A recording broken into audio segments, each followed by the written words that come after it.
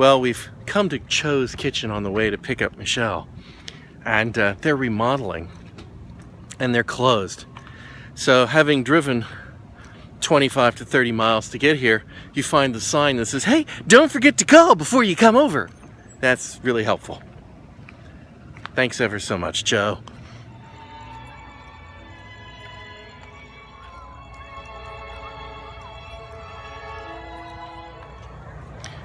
As the weather gets better, it's nicer to come to the park at night. So it's really nice tonight. And we came to the park, and when we got here, the parking lot sign had "lot full," which makes no sense at all. But it was packed, overpacked. So we drove around to the far obscure side of the park, and that one was packed too. And we got very, very lucky that there was exactly one spot at the end corner. There's apparently a ballet under the stars going on. When I say going on, it's done now because they just let out, and thousands of people are moving across the park, across the lake there, heading to their cars. So we're gonna go do more Pokemon hunting until the park cleans itself up a bit. Well, you know, it had to happen someday. Today was that day. I was pulling out of a parking spot, and I was next to a curb. You know, so it was a parking spot that came to the front of the car and then had the curb to the side, and I guess I pulled away a little too fast, and basically the curb came up under here and scraped underneath here, and also put this horrible gash right there in my wheel cover. Oh, it's terrible. It's terrible. So much for the resale value. I am sitting at the airport in the cell phone pickup lot. I'm here to pick up my friend Ben, who is flying in from Oklahoma City, having by way of Atlanta. If you want to look at that on a map and see how that doesn't really work, Oklahoma, Atlanta, Phoenix. It's the wrong direction. Anyways, flight's a few minutes late, according to my flight tracker board there that I've got lined up waiting. And we just wait here in the relative comfort of the car. I could roll the windows down, but the smokers all get out of their cars at this lot and just stand around and smoke. So despite the fact that we're outside, it's one of the smelliest parking lots you can imagine. And that idiot there doesn't know how to what direction you go down a parking lot. See, the direction of the parking tells you which way you're supposed to drive when you leave here. Annoying people. Anyway, that's it for now.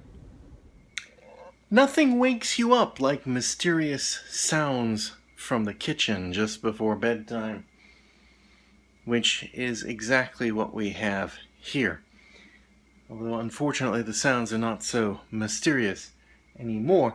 This is the air vent and the ducting for the range hood, and there was noises coming from up there, which I'm pretty sure came from inside that vent. And if you look up at the top here, you can see that the duct tape has come loose over the years since it was installed. Now, this cabinet was filled with basically junk we never used, because what else would you put in there? Bottles of rarely used condiments and things that just weren't remembered. Frankly, they just go up there and get forgotten forever.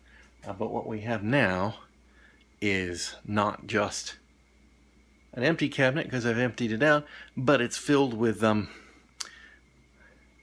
going to say mouse droppings, but I'm not an expert on the relative size between mouse and rat droppings.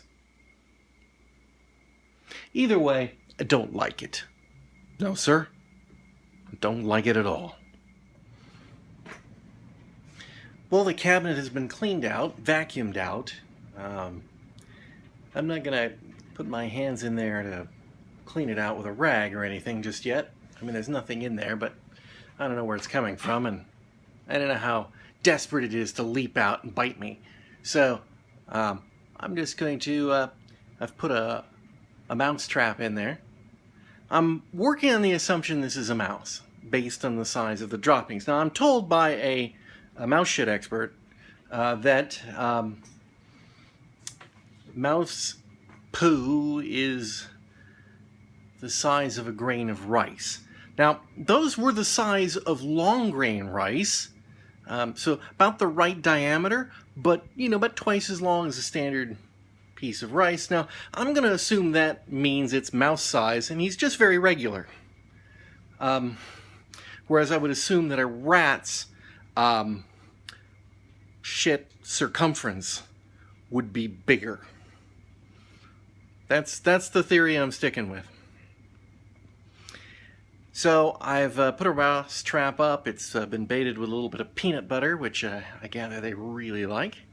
And we've had, I'd say in the 20-some years I've been in this house, I've had probably four or five mice turn up inside. I'm wondering if it's something to do with the time of the year as things begin to get a little cooler. But in any case, most instances when a mouse has found its way into the house, a trap has yielded results usually within an hour. I've put it up there, and I've also kind of blocked off those doors, although there's other ways for it to get out of there, but not, presumably, with a mouse trap snapped around its neck. This does, however, remind me of one of the times when we had a mouse in the house, and I'm going to tell you a funny mousetrap story. I have no compunctions about killing a mouse, but, one time when we had a mouse in here, we thought, gosh, we could be nice, we could be humane, we could get one of those no-kill traps, which are kind of cool, where the mouse goes in and then it tips over and the door closes and the mouse is trapped inside, and then presumably you take it out and, release the mouse in the wild where he can run with the other free mice and enjoy the wild howl at the moon, etc., like that. And we did that, and sure enough, the next morning, we had a mouse.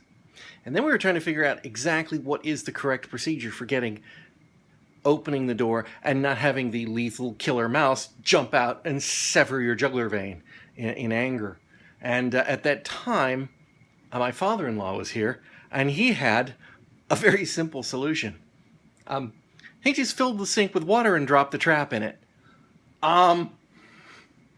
So probably the least humane mousetrap ever. But ever since that point, we just stick with the snap their neck and kill them dead instantly traps. So that's what we've got going here tonight. Okay, this is the moment of no fun. I'm about to open the cabinet and find out if we have a dead mouse in there. And if we do have a dead mouse in there, that's why I'm doing this before I've taken my morning shower, or indeed even am awake, so that I can dispose of it, and then I can spend 10 minutes scrubbing myself clean from even having come in the proximity of a dead mouse.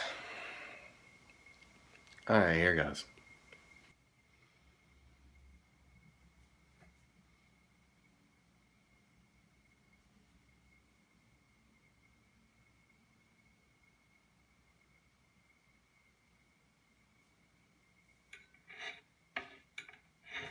Bad sign. Mouse trap trapped.